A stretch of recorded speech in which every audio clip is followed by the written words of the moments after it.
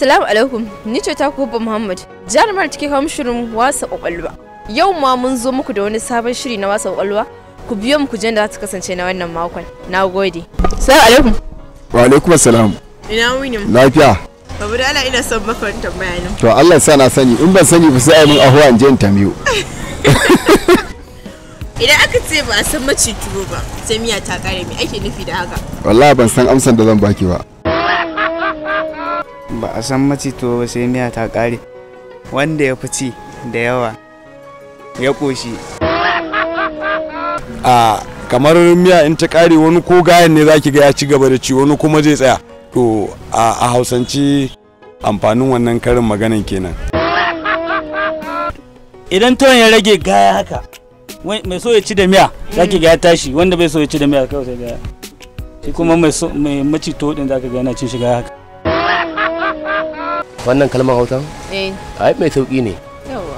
In aka ce kamar a misali kana cikin cin tuwo sai miya ta ƙare, shi ne ake nufi da kalmar da kika tambaye ni a yanzu. Confirm ki je ki duk wanda zaki tambaya haka zai gaya miki. To yayin da to ya ƙare ya kamata a ce yayin da miya kai ya ƙare ya kamata a ce in akwai sauran wannan abin a kwano kammala da shi. Kan bala'i ban samu tuwon ba ne. Cabdi babban magana. Ai in dai har kika ji an ce ba a san maci tuwo ba miya ta kare, to magana ce aka saka. Kamar abu ne ya taho karshe kawai he in gaya maki he kuma wanda ya kusa ya kusa zuwa zai yi karshen abin sai ya wuce he kuma wani ya taso. An rasa wa zai karshen abin.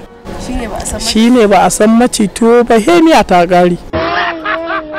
Ana nufin kamar mutumin da ake tunanin ba zai abu ba kuma sai ya zo ya yi ba da mamaki.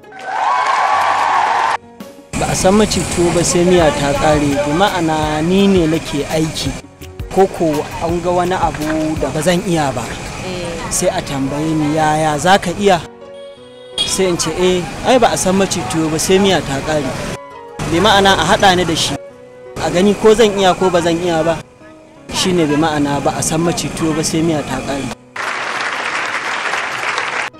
Assalamu alaikum. Yana muka kawo muku karshen shirinmu na wasu kwakwalwa. Ku ci gaba da bibiyar mu a cikin channel mai suna Hubba Muhammad. Ku yi subscribe sannan ku danna alamar kararrawa. Nagode.